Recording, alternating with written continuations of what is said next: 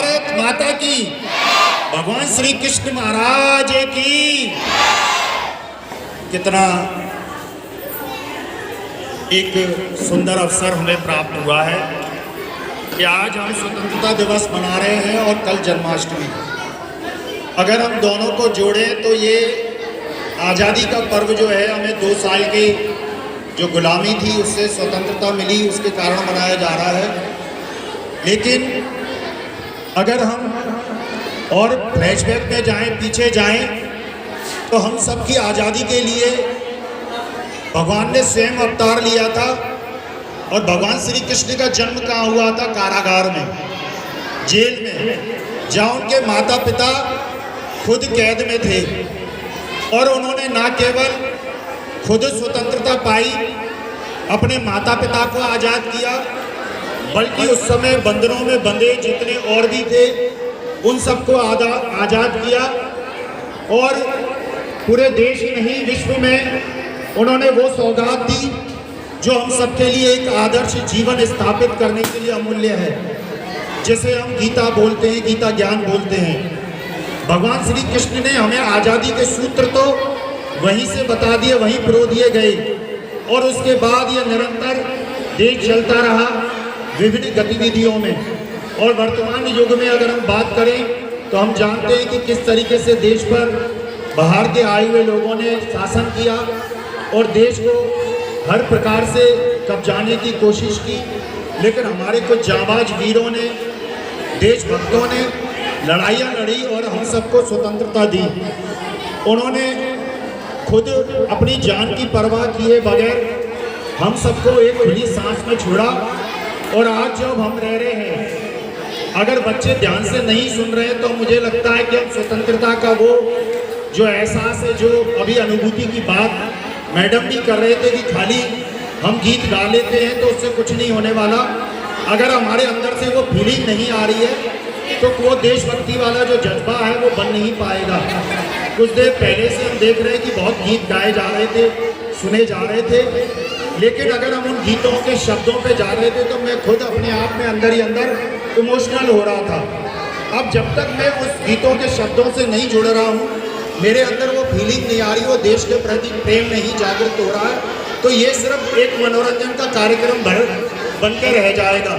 लेकिन अगर मैं उन गीतों को आत्मसात कर रहा हूँ, सुन रहा हूँ, समझ रहा हूँ और अपने जीवन में डाल रहा हूँ, मुझे लगता है कि बोलने के लिए हमें और भी समय मिल जाएगा। लेकिन ये जो क्षण मिले हैं, ये जो समय मिला है, ये हमें अपने देश के प्रति कुछ समय निकालने के लिए मिला है।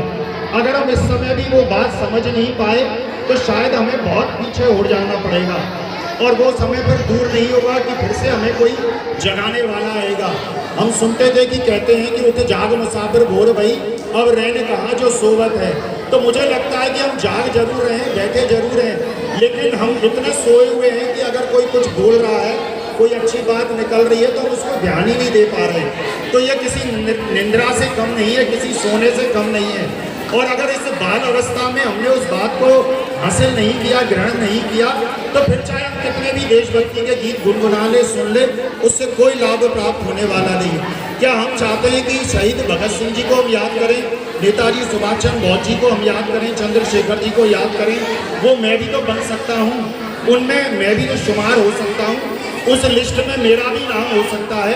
और उसके लिए मुझे कहीं कोई गोली खाने की ज़रूरत नहीं है, कहीं मुझे फांसी के फंदे पे चढ़ जाने की ज़रूरत नहीं है। ज़रूरत है कि देश के जो विधान बने हुए, देश का जो नियम बना हुआ, उसके लिए मैं अपने आप को वैसा जी पाऊँ। तो बच्चों के लिए तो मैं 2 बात बहुत ज़रूरी कहूँगा, जो बहुत ज़्यादा ज़रूरी है, कि बच्चे जो बहुत छोटी उम्र में किसी भी प्रकार के नशे में ग्रस्त होते जा रहे हैं, चाहे वो हम गुटखों के रूप में देखते हैं या अन्य कोई ऐसे होते हैं, तो बच्चों से मैं निवेदन करूंगा कि वो इन चीज़ों का सेवन बिल्कुल ना करें।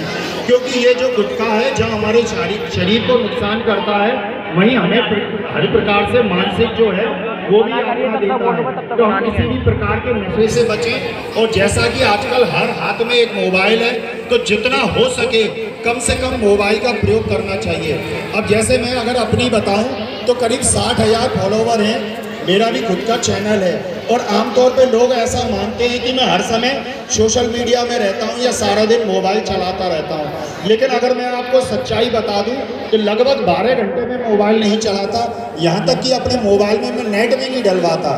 तो लोग कहते हैं कि ये कैसे हो सकता है, आप तो इतना हाईलाइट दिखते हैं, सब जगह सोशल मीडिया में दिखते हैं, तो आप ये कैसे बात कह सकते हैं। तो मैंने कि जो मेरे लिए आराम का समय होता है, यानी कि जब मैं घर पे होता हूँ तब मैं मोबाइल का प्रयोग करता हूँ। तो अगर हम स्कूल में आ रहे हैं या कहीं किसी ऐसे सार्वजनिक जगहों पे जा रहे हैं तो जितना हो सके हमें मोबाइल का प्रयोग नहीं करना चाहिए। अगर हमें बहुत ज़्यादा ज़रूरी है तभी हमें मोबाइल का प्रयोग करना चाहिए।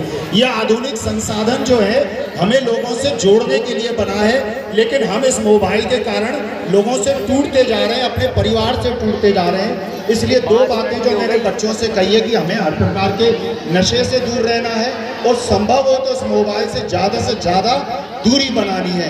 तो यही आज स्वतंत्रता दिवस पर अगर हमने दो चीज़ें अपना ली और दो चीज़ों की इस गुलामी से हमने मुक्ति पाली तो आज़ादी का पर्व हमारे लिए मुबारक है।